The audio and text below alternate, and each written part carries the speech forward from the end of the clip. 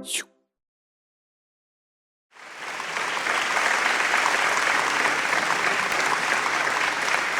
can we do after that?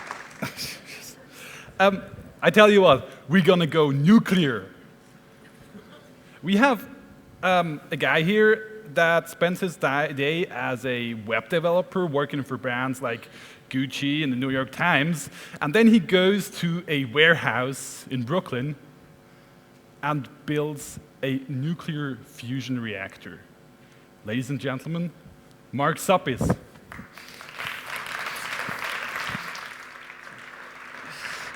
Hello.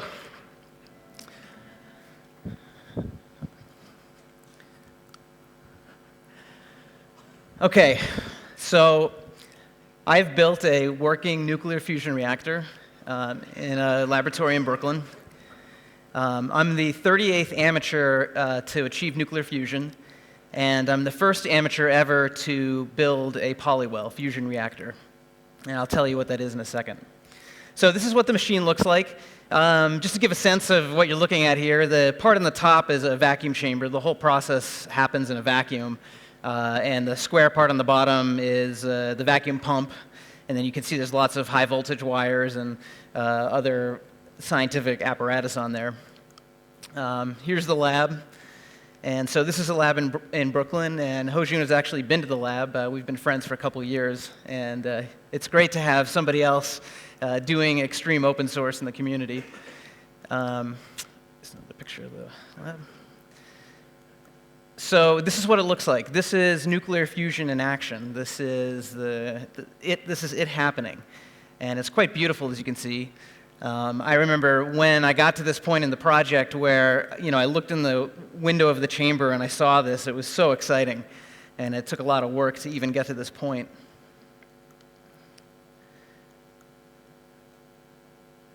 So when people hear the word nuclear, it comes with a lot of preconceptions, and usually bad ones.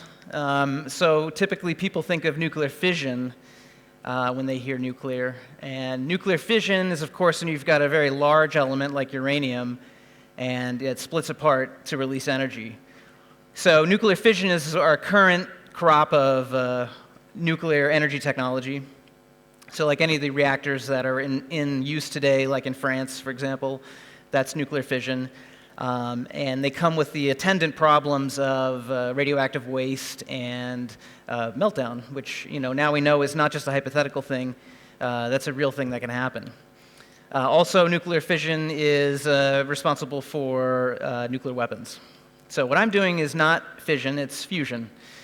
So with fusion, you've got light elements like helium or hydrogen, and you're smashing them together, and they fuse together, and then they break apart again as new elements, and that releases a tremendous amount of energy, like fission. But the advantage is that with fusion, you have no radioactive byproduct, the fuel is non-radioactive, and no potential for meltdown, so it's really a much more promising technology in that sense.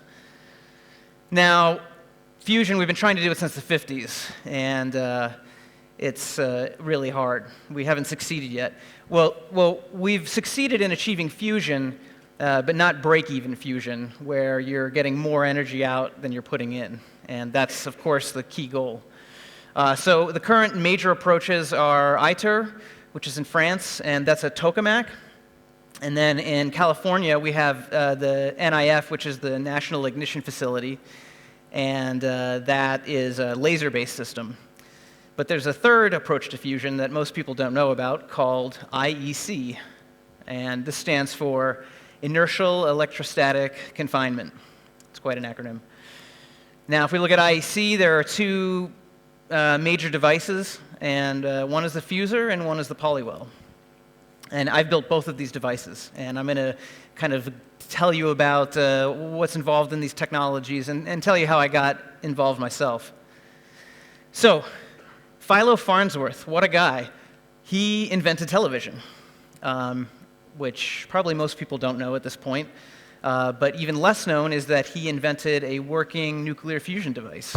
And this was back in the 50s that he did this. And his device is called the fuser. And now the fuser worked in the sense that it produced fusion, but it would never work to produce break-even fusion. And this was understood pretty early on in the history of the device, and so it was abandoned pretty early on and forgotten about. And this is a close-up of the fuser. Until a man by the name of Dr. Bussard came up with a reimagining of the fuser. And this is where I become involved in the story. So my background is web startups. I've been doing web programming for almost a decade now, and I've started a lot of web companies, and I've done a lot of consulting for web companies. And there's one lesson I've learned from doing startups, and that's that there's no such thing as too ambitious. In a startup, you devote your life to something, and you really have to shoot for the moon to make that kind of commitment worth it. And so this is sort of the backdrop of my experience when I got involved in this project. And so it was 2008, the end of 2008, and the most recent startup that I had been working on failed. And I was broke and debt, and I didn't have any money. And I was kind of open to a new idea. What am I going to do next? And so I was surfing the internet. I was reading Boing Boing, and I came across this video. Should Google go nuclear? And I was like, wow, that sounds pretty interesting. I think you think of Google, and you think of computers, not any kind of physical technology like power. So I watched this video, and it's pretty fascinating. It's this guy, Robert Bussard, who actually is one of the forefathers of the tokamak program, and he's telling you this story. He's saying, he realized at some point in the development of the tokamak that it just wasn't going to work, in his opinion. And this led him to this new idea, this new approach towards fusion, which was inspired by Philo Farnsworth's fuser. And he called this device the Polywell. And this is a picture of it. Now just look at that thing. I mean, man, beautiful. I remember seeing this in the video and just being, awestruck at how amazing it looked. And so this device would be run in a vacuum chamber, and those things that look like donuts, those are big electromagnetic coils. And so Dr. Bussard has worked on this thing for 15 years in secret for the U.S. government. He was funded by the U.S. Navy, and before that by the Department of Defense. And he did all these different iterations on the device, and he got closer and closer to making it work. And with this device pictured, it's called WB6, he had a real breakthrough. And they got results that indicated strongly that this could really be an energy solution. And so what he's saying in the talk is he's saying, I've invented this thing, and for the first time I'm able to talk about it because the government had cut off his funding. So he was released from his gag order. So he's presenting to the world this totally new technology. No one had ever seen it before, and this was in late 2006 that this came out. And he says that if we take this machine and we build it bigger, and by bigger he meant 3 meters in diameter, so you could imagine that would kind of fit inside this room pretty comfortably. If we build it bigger, it'll cross the break-even threshold. And when we cross the break-even threshold for fusion, we've got an energy solution that's non-polluting and abundant and cheap. It sounded amazing.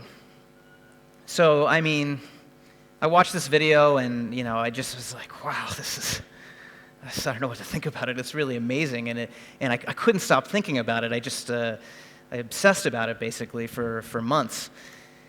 And then I found out that the device that inspired it, the fuser, has this whole community of amateurs that are building these things.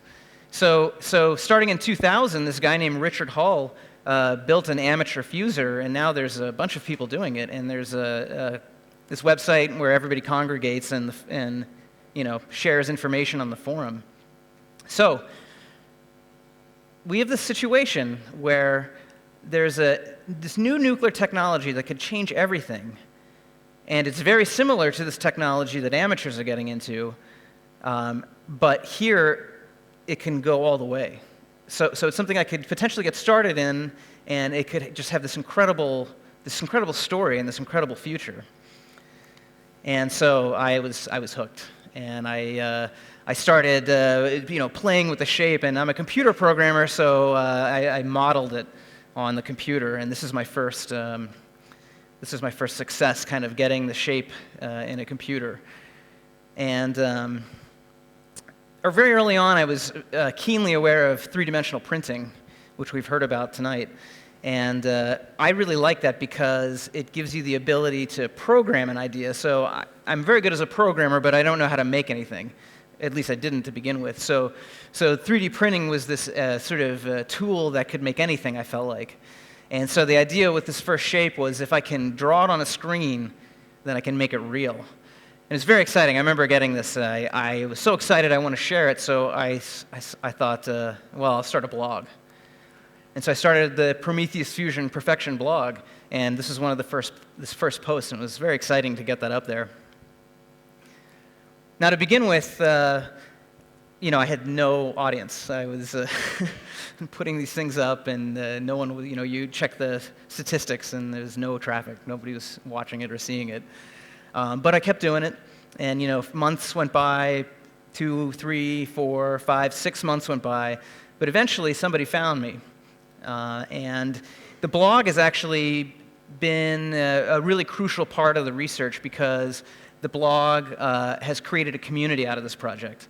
And so now, in more advanced stages of the project, when I encounter a problem, I'll post about it on the blog, and inevitably somebody out there will give me the answer. It's amazing. And I mean, these are really smart people. These are actual physicists and actual engineers from all over the world that are contributing to the project. So what I want to do now is I want to kind of give you a sense of when I first started this, how naive I was and how little I knew, and kind of how bumbling my first efforts were. So I thought, okay, we have a thing, it has coils, so I need to wind coils. So I'll make a coil winder. And so this is what I made. And it didn't work at all. But you can see all those gray parts, they're 3D printed. And so that did work. That was really cool to actually apply the technology. And I learned about the Arduino with this project, and that's kind of the beginning of what came later. Okay, so then I thought 3D printing, that's really cool. I'll make my own 3D printer. That would be the most useful tool. But again, this didn't work at all. It was total $1,000 down the drain. So a little background. I thought, okay, so I've got this 3D printer that moves around. Maybe I can get a laser off eBay and strap it on there and have a laser cutter. So I found this really powerful, dangerous laser on eBay. And I was like, this thing's really dangerous. Like, even if it just bounces off the wall and you look over there, you'll be blinded. And furthermore, it's invisible because it's infrared, so you can't even see it. So it's just incredibly dangerous. And I feel like that set the tone for the whole project.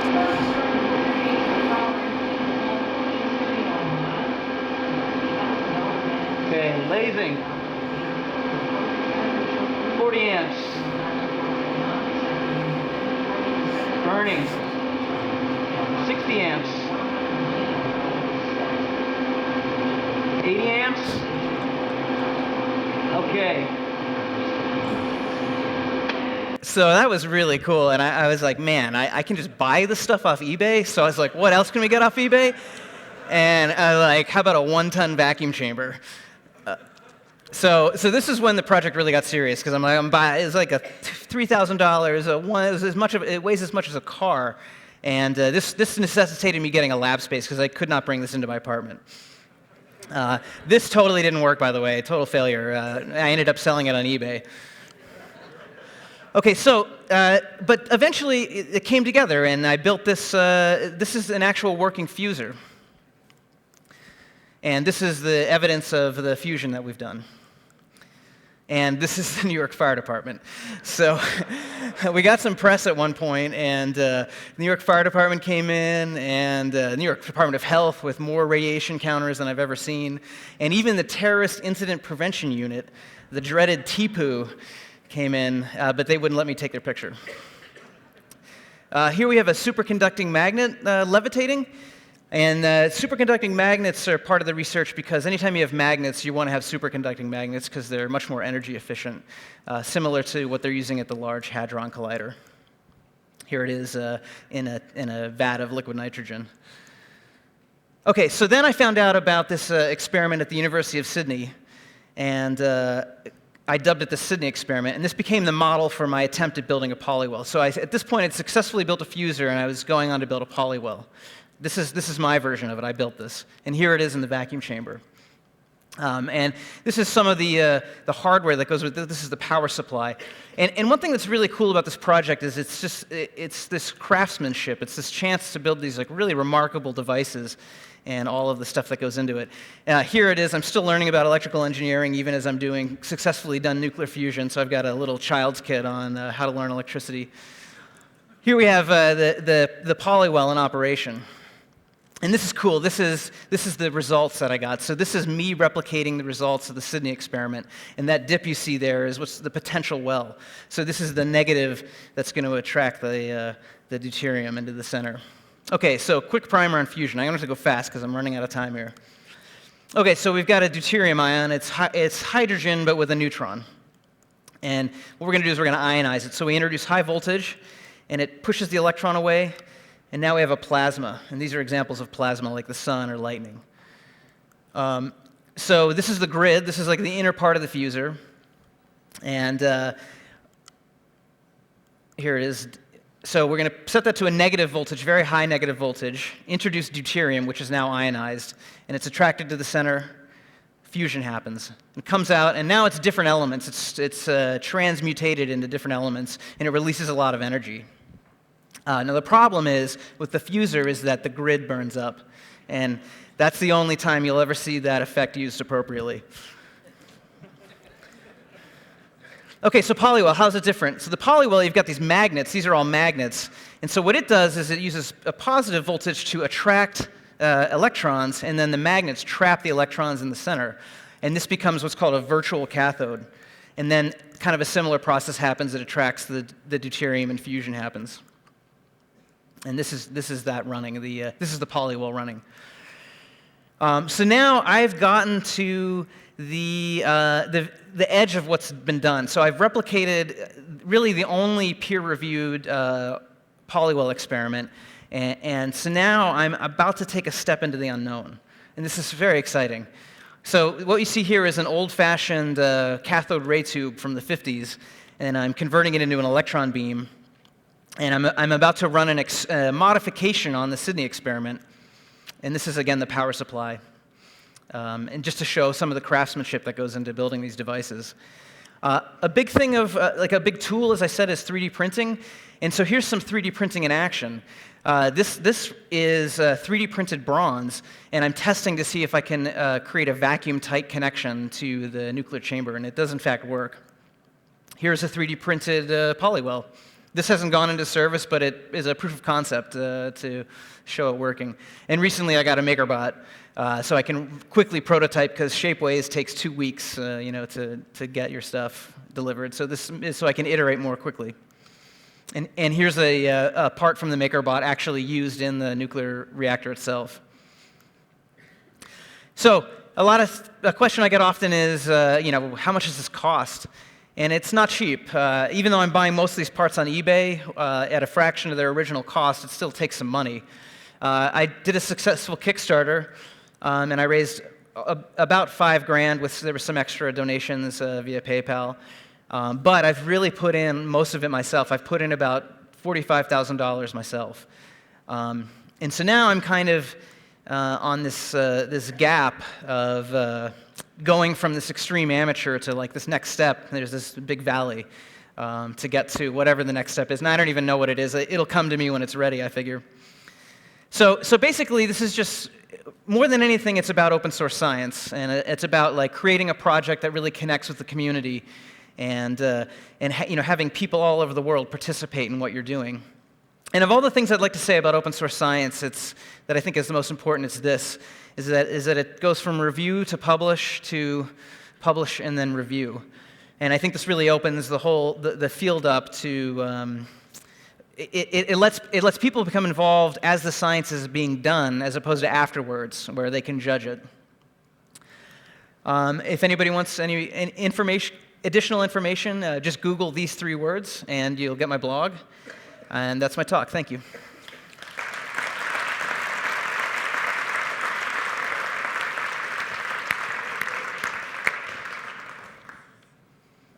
Awesome stuff, and really like a project where everything like that we've been hearing here like sort of comes together, like with the 3D printing and the communities and all of that stuff like in here.